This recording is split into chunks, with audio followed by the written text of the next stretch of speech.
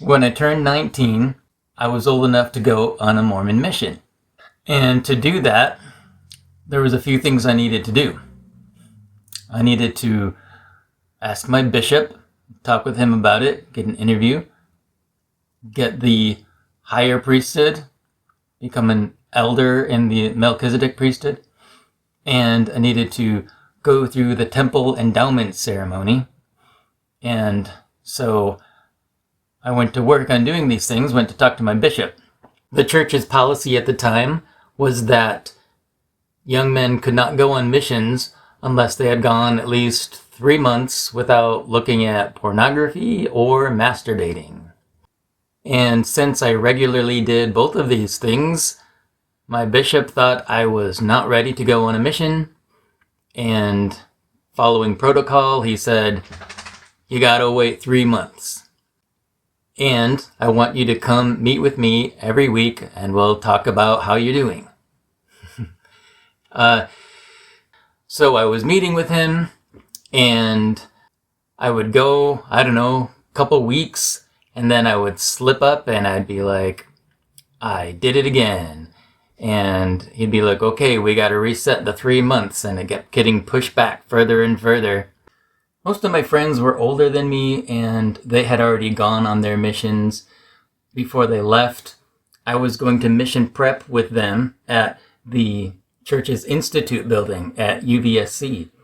And it was a pretty nice class. I went to the whole semester, and the guy had a lot of really inspirational stories and stuff.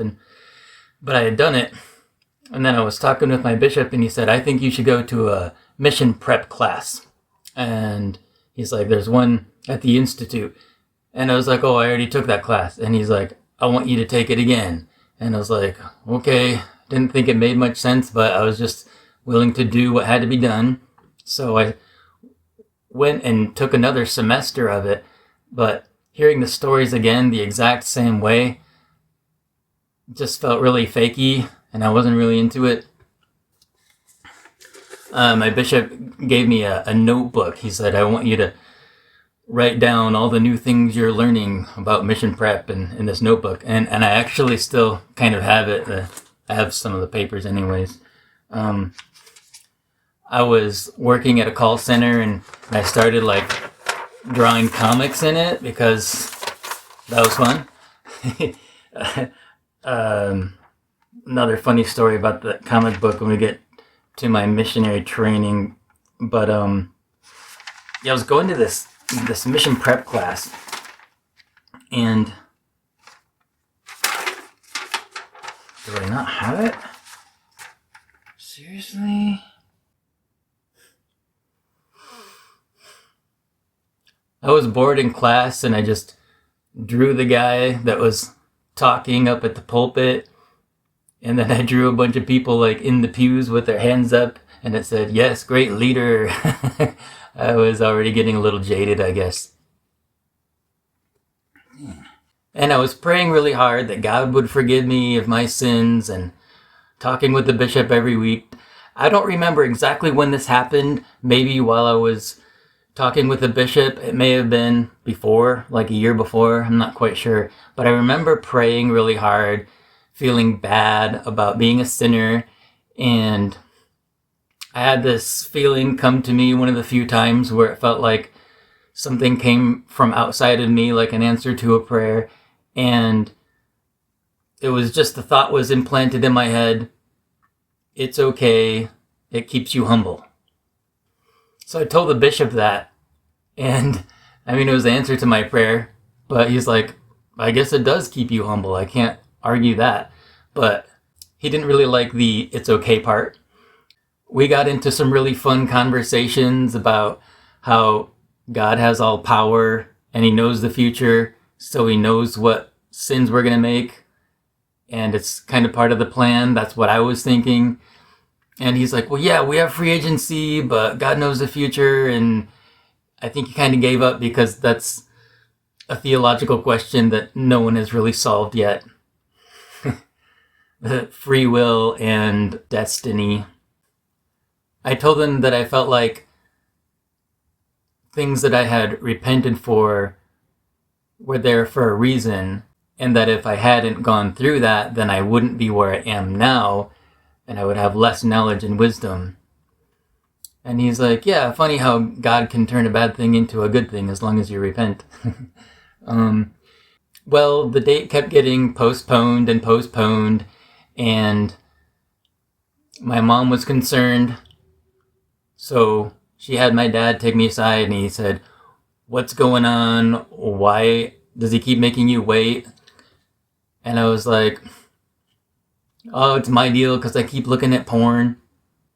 And my dad was never a big hugger, but he gave me one of those like shoulder grabs to like, I don't know, give me support. And I was like, oh, I want a hug. And he's like, oh, no. He's so uncomfortable with it. But when my mom found out, she decided to write a letter to church headquarters in Salt Lake City. And I don't know exactly what she said in it. Something like, my son's a great kid. He's trying to go on a mission. The bishop's not letting him go. You need to let him go. Whatever was said exactly, the message came to the stake president. The stake president talked to my bishop, and he's like, you need to get that kid on his mission. Do what you got to do. So the bishop's like, okay, I guess we're just going to send you on a mission. I got these papers to fill out, and I was just going to fill it out, but my mom was like, let me do it. And she insisted, and I was like, okay. So she filled it out, and there's a question on it, a scale of 1 to 10, how well will you be able to learn a second language? And my mom wrote 10. I think she knew I would have put something lower, and that's probably why she wanted to fill it out. So it got sent in, and the mission call came back after a while and said, you're called to serve in the Chile Concepcion mission. And my geography wasn't very good back then. I didn't know where Chile was.